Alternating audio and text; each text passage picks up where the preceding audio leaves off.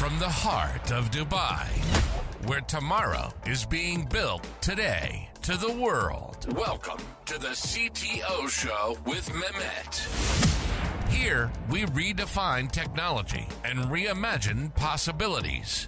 With Mehmet, delve into the riveting realms of AI, cybersecurity, and digital technology.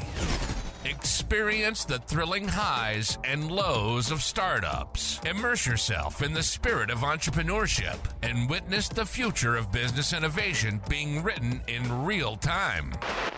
Now, without further ado, let's tune in and explore the future. Hello and welcome back to a new episode of the CTO Show with Mehmet. Today, I'm very pleased joining me from New York, Andres. Andres, thank you very much for making the time to be with me on this episode today. The way I love to do it is I keep it to my guests to introduce themselves and what they are doing. So the floor is yours. Absolutely. Well, good morning or good afternoon from your end. I'm Andres Klaric here. I was born in the US, but I was raised my entire life in Bolivia. I come from a family that has been in the auto space forever, right? So my grandpa was a race car driver. My dad has worked in auto finance for a good chunk of his career. And my first job out of high school was selling cars. I paid for college selling cars. And then after college, I went into Wall Street. I worked at investment banks and then switched into the buy side, working in private equity and hedge funds. And along the way, I went to business school. I went to Harvard for that. I met my co-founder during grad school there. And a little bit over 2 years ago, we decided to join forces to build the first stage of what today is used. Originally, the business was a direct-to-consumer brand offering auto loans. So we were working with top 10 banks, top 10 credit unions, and finance companies here in the US. And those companies approached us at some point and they were like, guys, we love what you're doing in terms of originating loans for us. But we're frankly interested and perplexed by how good the technology that you guys have it has to be for you to originate loans at the speed and with precision that you're doing it. So out of curiosity, what type of technology are you using for your architecture? Because I imagine it has to be like a vendor, right? Because you've launched so fast. And our answer was no. Well, guess we actually had built that internally, to which they kind of pretty much in unitone told us, guys, we're actually far more interested in your technology than you guys just selling us loans because we have far more volume that we want to handle, and perhaps the solution you built internally is something that we can utilize for the broad lending operations of our organizations. So we switched from direct to consumer to B2B. And that's kind of how Fuse was born. We raised millions of dollars of capitals ever since that, working mostly in the US today, in North America as a whole. And that's kind of like the quick story on Fuse. That's great, Andres, to know. And this show, although it's called the CTO Show, but we discuss a lot about, startups, entrepreneurs. So the question that I'm always curious to ask every single founder I interview is, what was the moment that you felt, okay, there's a need for this? So what was, the trigger for you and your co-founder to say, hey, there is a problem, it needs to have a solution. So if you can explain that to us. Yeah.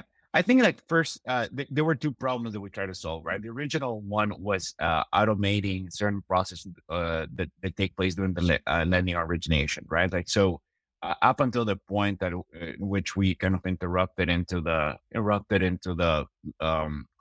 B2C space, there were a lot of pen and paper. There were a lot of like processes that require what it's called like wet signatures here in the US.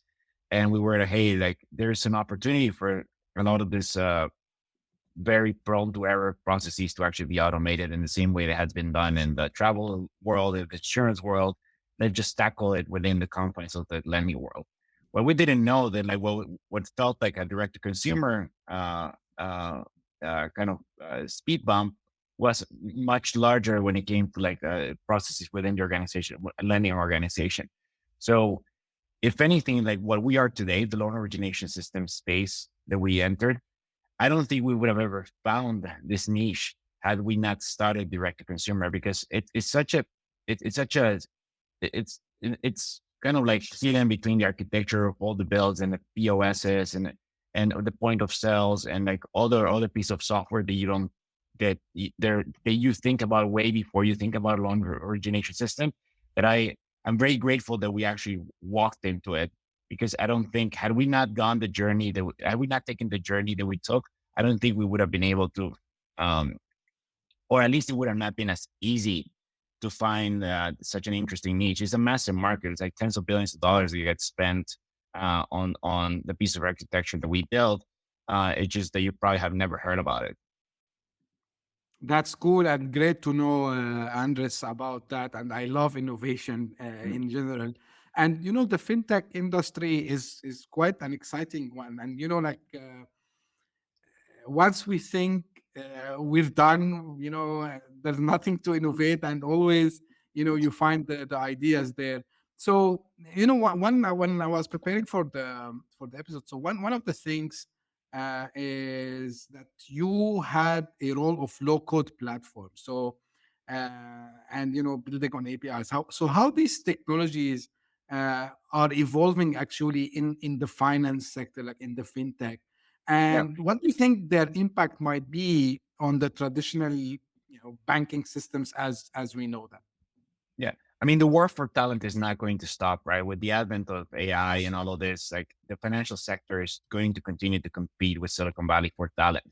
So that forces us to kind of like really make a choice, right? And a choice that doesn't really necessarily compromise, but a choice that like needs to be made as far as like, what do we do with all the non-technical talent that usually needs to wait for engineering teams to make changes, right? So we decided to like give them the tools to do a lot of the work that today needs to be left for engineering teams. And this is in general like more tactical work, right? The stuff that like I would say the average engineer would consider busy work, that like removes them from the strategic work, that like business teams sometimes need them immediately, right? That like it's a quick hot fix perhaps from an engineering standpoint, but it's a distraction from like the more strategic thinking that they're doing. So like from a local no code standpoint, it's like, for example, workflows, really updating rate sheets. All of these things like really enable for the non-technical teams and the technical teams to coordinate better, or like if anything, not have to coordinate for certain tasks that I would consider more mundane, so to speak. Um, as far as like kind of inspiration that we draw on from other industries, right? As far as low code, no code usage, right? Like when you think about the UX that you see on an Airtable, right? Like, so you see all these interfaces and everything like that, and you're like, hey, there has to be an opportunity to bring some of this solution. So drag and drop that you see whenever you're adding documents into your email, things like that that exist already in many other applications, or like the speed of like ordering through a DoorDash or an Uber. Like, why can't we just bring that into like the B2B experience, right? So that is kind of where our insight was, noticing that there was a collection of experiences that like were already happening across other verticals, and we brought it into the financial industry. And that's something that like our user base also appreciates, right? Because they're familiar with utilizing this technology elsewhere. They just had never seen it in the context of fintech. That's great. By the way, Andres, I'm fan of anything low code, no code, automation. So when I see, a startup that has been built on top of that, I really like it because it's proved my point that, you can do a lot of things facilitating, the reach of technology. So it's kind of, the word is correct, maybe democratizing, the use of technology for even normal users. So you don't need to be a tech savvy, for example, to use the platform, which is amazing.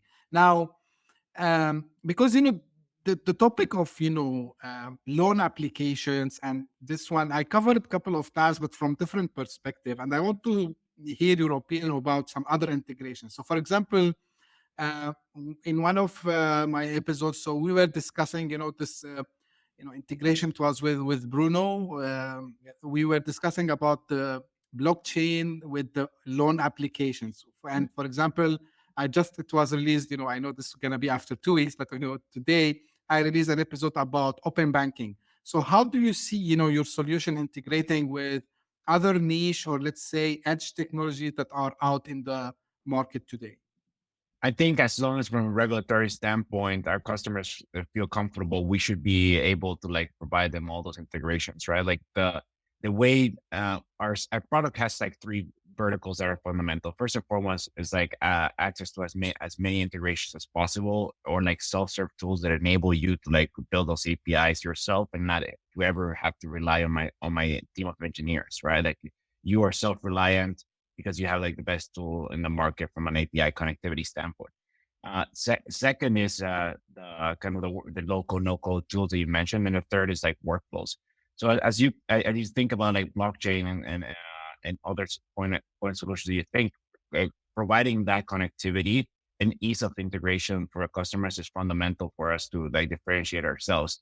Um, the use cases are plentiful, of course. Like blockchain, despite like all the noise, I think like finally like we're seeing like very good use cases in the marketplace. And what we want is our customers to have access to that, the ability to integrate those if they saw fit to actually bring them into the realm of their product.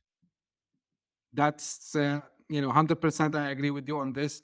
One thing, also how because I always try to read between the lines, and I can see you are up to something much bigger. So how do you think Fuse would contribute to a more financial inclusion, especially because we know, and I'm based in Dubai. I Mhm, cover a lot about of the startup scenes in Middle East, mhm, Africa, region, and even some part of APAC.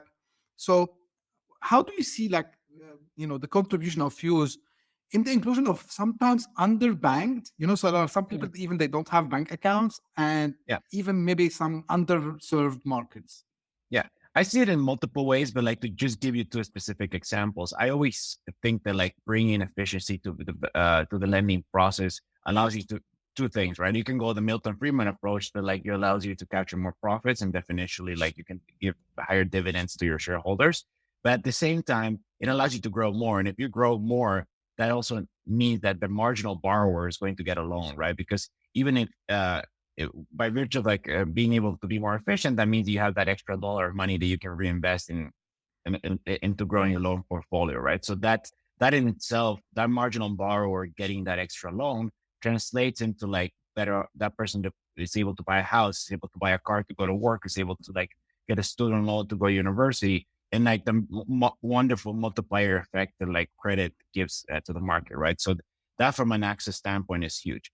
And second, if I had to think more macro speaking, and instead of like just the micro specific example, I think like that yet to this day, there's no like specific operating system of the banking world, right? Like the blockchain, where it's kind of when you think about moving money, but as far as like a platform in which like a lot of applications can be built, and like this fabric in which the orchestration layer in which everything happens is something that like I think long term it's a vision that like is pretty appetizing to us and kind of enable financial institutions to kind of adopt new technology in a way that today they cannot do because they have multiple systems that do not intercommunicate with each other.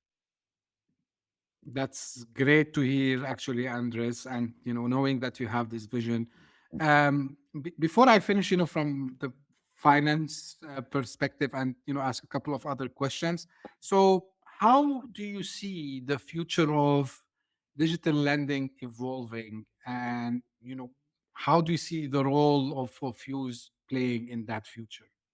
Yeah, I think that you alluded to another question, and I think I didn't touch much on it. It's like open banking is going to, of course, always depends on how rapid the adoption is by geography. But open banking will allow you to better underwrite customers, right? Like clear visibility, and as a customer yourself, to be able to like share with the lenders uh, information that today like it's hard to port over from one place to another, right? So that in itself is going to help to have much more curated set of kind of loan offers. I do think that there is a massive opportunity also in the recapture space. So, for example, people that are having a distributed kind of approach to their how they bank, meaning they have a auto loan with a captive auto lender, and they have a student loan uh, with a different organization. So being able to surround that customer with a plethora of different products and kind of get them to bank with you, it's something that it's pretty interesting in the long term. In as far as like created opportunity, I think there's going to be more opportunity to customization, of course, within the boundaries of regulation, but being able to like actually get multi offers, get to have shop around for credit in a way that doesn't affect your credit score within the context of the US. I think all of that is things that we're already seeing, but I think we're going to see it in a much in a much larger with much higher kind of impact, so to speak, in the coming years. I'm pretty excited about what the world of credit kind of has to bring, because it is kind of like leverage enables so many things, and being able to do it in a much more precise and without so sometimes of the issues of like over leveraging could bring to the table. That's great. Also, insights from you, Andres. I said that the final thing related to there, but there is no episode I record without asking about AI and the role of AI in the whole, the fintech industry in general, and maybe in the lending space which you are in. So, how do you think AI will also change the landscape there? I think that there's especially there's the fear, of course, of mistakes, right? But like if you're choosing not to use AI, you're also like subject accepting to make other mistakes, right? So there's a trade-off that practitioners will have to make as kind of the technology gets even more precise than humans, right? So, but as it pertains to like specific applications that I see in the very short term or midterm, it's doc creation, right? Like for example, as it pertains to like commercial lending, it's very common to see in those categories memos being built in order for their investment committees to make a decision. So imagine a world in which a lot of those memos, if not all the memo, gets done by AI, right? Like you feed them information, the model is built by the AI tools. The model is then kind of reviewed by an analyst or junior person that kind of is in general in charge of those. And any changes to that model automatically get reflected on that memo, right? And that memo in itself can have flexibility and change based on whatever commentaries are gathered during that investment committee session. The same applies for like document creation, document absorption, and that being reflected in the context of loan docs. That's kind of like a preamble of many other things that we will see, right? Like that's not even getting into underwriting and other things that are obviously going to see the effect of AI over the next couple of years. Yeah, great. And I think for you, because you're already leveraging, some of the other things that we just mentioned, the low code, no code, and automation. And I'm seeing across, and you're very, I would say, very right on this one. If you're not using AI to do this kind of manual thing that usually we used to do, so yeah, you would be losing customer experience. You would be losing on even on the overall product attractiveness. Now, shifting gear a little bit about from the entrepreneurial perspective, Andres. So, like you mentioned to me before about having your co-founders with you. How much is it important to have this, spirit of the team when, especially in the early days, and how do you combine, the skill sets and experience to complement each other's, uh, and especially how this helped you also when building Fuse? Yeah. First and foremost, like the decision to have a co-founder is an important decision, right? Like it's you're going to split equity in most instances in very close to parity ways, depending on like how early each one enjoys the journey. But I think the entrepreneurial journey is pretty lonely, right? So having someone along the ride in itself is a phenomenal kind of advantage. From my perspective, there's like the statistics out there too, and kind of like total returns for solo founders and non-solo founders. I imagine folks can actually Google that. But I would say for me, it was also a function of increasing the odds of success, right? And I'd rather be owner of a lower percentage of something that is worth a lot than something that I own 100% but it's worth zero, right? So it's all about increasing auto success. And I think co-founding this with Mark, my co-founder, was an excellent choice. As it comes to like specific complementary skills, I think it's very important. Otherwise, the ability to kind of create the equity value for the business, it could actually be hampered, right? Because if you two are identical people, like you're both going to want to do the same thing, and the division of labor is going to be hard, right? So if uh, given the fact that we have distinct level of skills, we can cast a wider net and definitionally do more things, right? And do things that like we both enjoy doing and that we have complete ownership over and responsibility and accountability over. So I do think that to the extent possible, it's very important that like those Venn diagrams don't overly overlap. There's certain values and things that like they need to overlap on. But as it comes to talent, I think that it's better if like each one can cover other things. I mean, if you were building sending a distinct type of business, I don't know if you're both building a private equity franchise or credit franchise or things like that. I think it's good to you could actually have repeatable talents because you need kind of like that yin to that yang. But I think we're trying to build technology. It's important to have a wide ranging set of capabilities to be able to like contribute to the value of the business. Yeah, that's great insight. Another thing which also you touched on, when you did your introduction, pivoting. Like you decided to go from D2C to B2B. Now, and sometimes founders they face this reality that, or maybe it's not like reality, multiple situations where you need to change the strategy, you need to change even the target audience, and so on. So how much challenging it was for you to take this decision, and can you elaborate why sometimes you need to take these hard decisions, if they are hard actually, Mm. uh, for the benefit of the company and to be successful? Yeah, I think like the last question is it's a relatively easy answer, and it's like we get paid to make thoughtful decisions, right? So a pivot it's not different in the great scheme of things, right? Like people and investors and the folks that have backed us have chosen us, and also our customers because they trust our ability to make choices, right? So the decision to pivot is not different from that. I think that as it comes to actually making that the decision, you need to. It's not something that is light, right? You need to first gain conviction that whatever you were doing before, uh, it's not necessarily as far as like from a utilitarian curve. If you want to just see it through the lens of that, it's not going to be like the best outcome for the business, even if it's a good outcome. And adjust it for the risk to pivot. For us, like pivot in this direction, was the best outcome we could pursue. Of course, we needed to sign contracts. So we signed multiple contracts before we decided to pivot.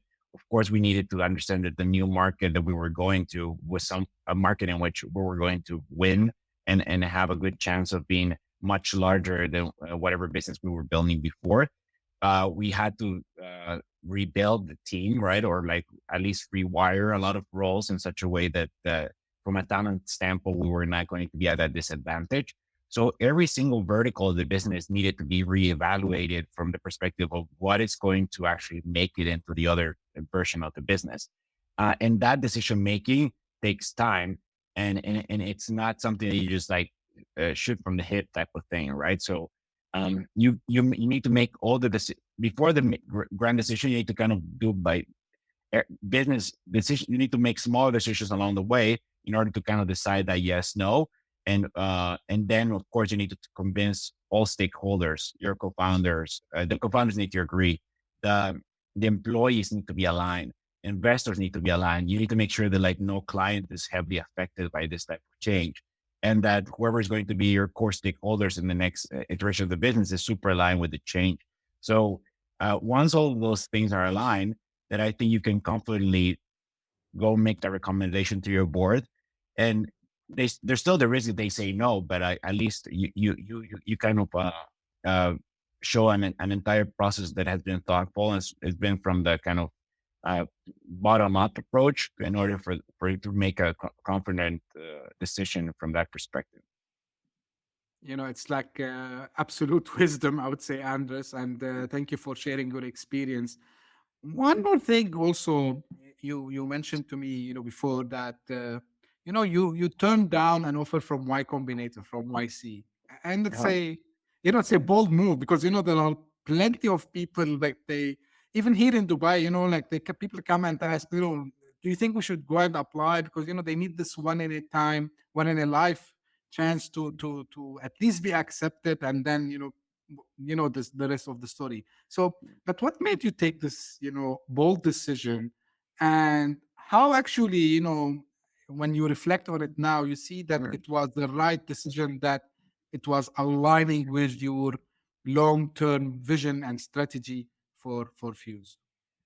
I would say in the context of that time, it was the right decision. I think that if I had the ability to see the future and see that we were going to pivot and go into a different direction, probably would have we will rethink that decision. But at that point, key things that we had already raised some venture money. So there's an allure associated with YC that means that you're going to be able to raise venture money if you're like a pre seed or like no unbacked company yet. So that component of getting capital was not necessarily like that kind of sweetener was not as sweet anymore, because it would actually mean that the YC valuation will be a big discount to what we already had.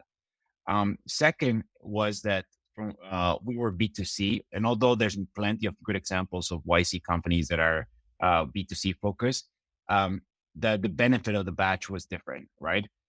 And and third, that we actually spoke with a plethora of founders and also investors, and we were going to be able to make our mind in terms of like, hey, we have it, we want to focus on our energy and actually building the business. Let's go and build, right? I think, and just to be super transparent, like there's no real negotiation of terms of YC. I mean, we read through blogs and all of that, and we were hoping that there would be a possibility to like negotiate terms. I think that's very hard. I'm sure very few folks, the folks in general, it's just a recipe for failure if you want to negotiate terms. And we just thought, hey, like in this moment in time, with the information we have, the best path for us is not to take Y Combinator. Of course, we felt it's not an easy decision, but it was not something that we spent months on thinking, right? You have a few days, less than a week to decide. So you try to gather as much data and make a decision with the information, and the fact that you going back to having a good co-founder, it's just the two of you have to agree, and then just move forward and go on with your life. Yeah, I would say if you're building B2B, if we were just Fuse instead of just like the B2C alternative, I think uh, the scoring of the decision would have been different. Out of curiosity, Andres, you're a first-time founder, right? Yeah. you, I congratulate you on this courage, because in my day job, I would say, so part of is I do kind of mentoring, and like everyone is running after, yeah, we need the VC money now, and they still, as you said, in the pre-seed and seed. Yeah. And but you took a very different and actually right approach by building first, and then actually you are now VC backed, as I understood, right? So Yes. so you so you showed some traction, and then you brought the VC to the pictures, which is amazing. And one thing, and I liked it, and I love that you mentioned about this, is much of the first time founders, they don't realize it, about the equity, and how much control you are also giving. It's not only like you are taking the money, also you are giving control actually to the, especially like some places like Y Combinator. uh, Amazing. I really love to hear these stories, and I'm happy that you shared that with us today. As we are coming to an end, Andres, I want from you final thoughts, some advices to fellow entrepreneurs, and to be founders in general. And if you want to touch on the fintech little bit, feel free to do so. Yeah, I think for founders, it's there's a lot of common sense involved. That like sometimes there's just so much noise out there that like it you started like bending over backwards to, and I think like first principles are still remain as important. Work with people that you trust in the people that you work with, because it kind of like that. Uh, Same thing applies not only like for the people you hire, as the people you partner with, the people that you raise money from. It goes, that's common sense, right? Like it's stuff that you will learn from your parents. But I mean, life is complex, and sometimes we tend to overbuild on top of things, so that as it comes to ideas, don't get married to an idea, like nurture it, but like always have a competing kind of, even around the product, right? Like talk with customers as much as possible, get feedback, and be able to like really iterate quickly, right? Like especially at our stages when you're a startup, it is fundamental to recognize that your product needs to evolve based on the client needs, but at the same time also be careful of sometimes start of building too much for a specific client, right? Because that client might have a need that it's very niche, and just if you overbuild for them, like you lose the flexibility that was originally the reason why your product was winning, right? And in fintech, that's particularly true, right? Because a lot of folks in fintech, because technology in the segment that we operate in has not changed much in the last 20, 30 years.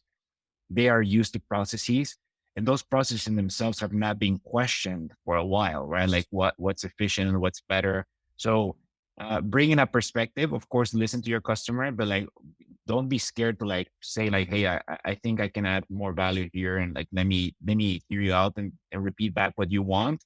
But how have you thought about this other solutions that we've implemented? We've seen this implemented in insurance or healthcare or direct to consumer.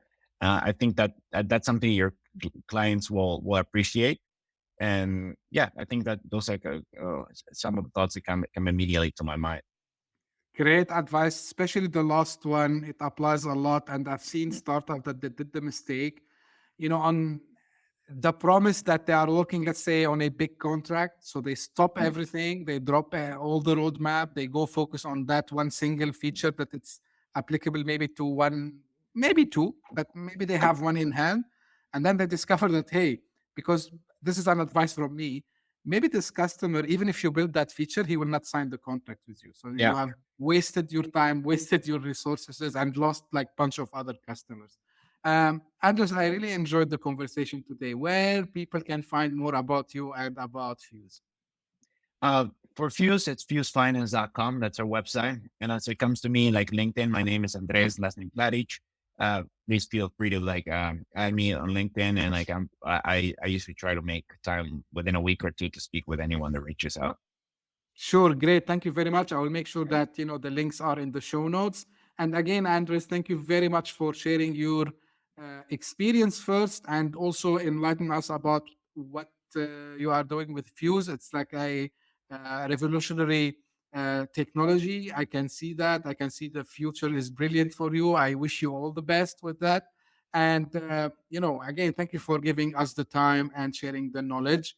And this is how usually I end my episodes. So for the audience, if you are first time here, thank you for passing by. I hope that you like the content. And if so, please do subscribe and share the podcast with your friends and colleagues.